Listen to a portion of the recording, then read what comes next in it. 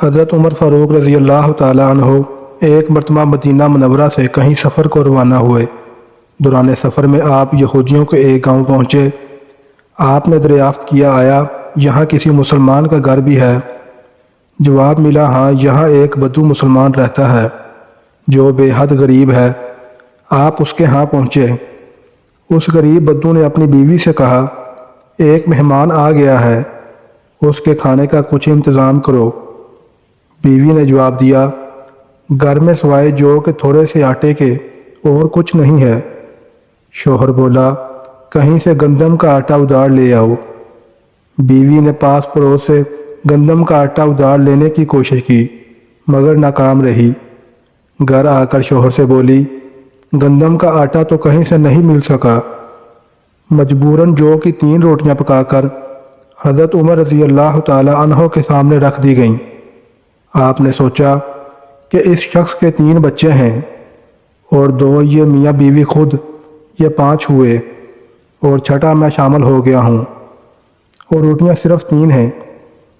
یہ سوچ کر آپ نے چھٹا حصہ یعنی آدھی روٹی خود کھا کر باقی واپس کر دیں کہ خود کھائیں اور بچوں کو کھلائیں۔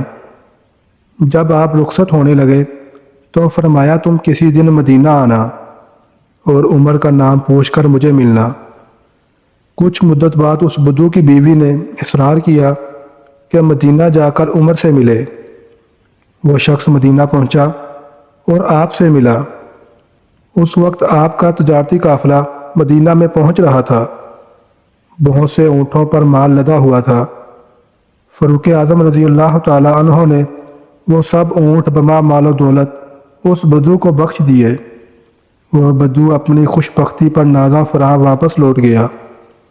حضرت عمر رضی اللہ تعالی عنہ نے رسول اللہ صلی اللہ علیہ وآلہ وسلم کی خدمت میں حاضر ہو کر یہ ماجرا بیان کیا اور عرض کی، یا رسول اللہ صلی اللہ علیہ وآلہ وسلم، آیا میں نے اس میزبان بدو کی میزبانی کا حق ادا کر دیا؟